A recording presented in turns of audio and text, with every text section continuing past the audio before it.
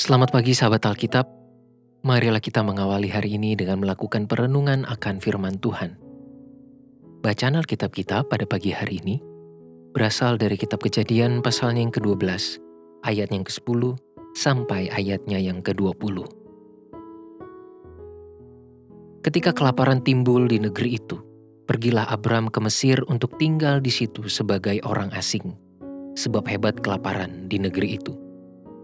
Pada waktu ia akan masuk ke Mesir, berkatalah ia kepada Sarai istrinya, "Memang aku tahu bahwa engkau adalah seorang perempuan yang cantik parasnya.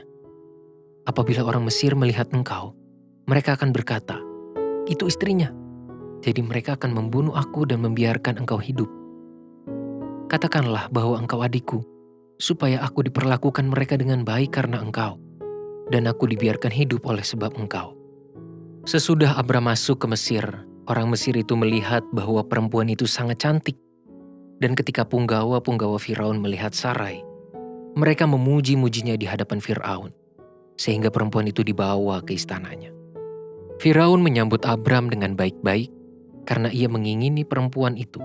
Dan Abram mendapat kambing domba, lembu sapi, keledai jantan, budak laki-laki dan perempuan, keledai betina dan unta.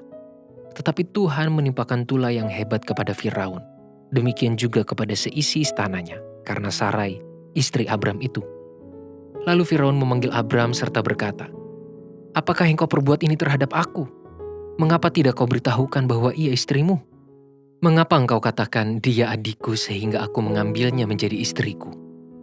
Sekarang inilah istrimu, ambillah dan pergilah." Lalu Firaun memerintahkan beberapa orang untuk mengantarkan Abram pergi, bersama-sama dengan istrinya dan segala kepunyaannya. Setiap kita tentu sepakat bahwa Abram atau Abraham merupakan sosok seorang beriman dengan peran yang cukup besar dalam narasi Alkitab. Namun, hal itu tidak menandakan bahwa Abram adalah seorang manusia dengan kesempurnaan, entah dalam hal pertimbangan, tindakan, maupun iman itu sendiri. Salah satunya muncul dalam narasi ketika ia dan Sarai ingin memasuki wilayah Firaun. Bagi beberapa orang, tindakan Abram terhadap Sarai merupakan sesuatu yang baik dan tepat. Namun bagi sebagian orang, tindakan Abram tersebut juga menimbulkan persoalan teologis dan menunjukkan adanya ketimpangan status perempuan. Memang tidak dipungkiri bahwa sosok Sarai dalam perikop ini tidak memiliki suara terhadap keputusan Abram dan tampil sebagai objek yang dengan mudahnya berpindah status.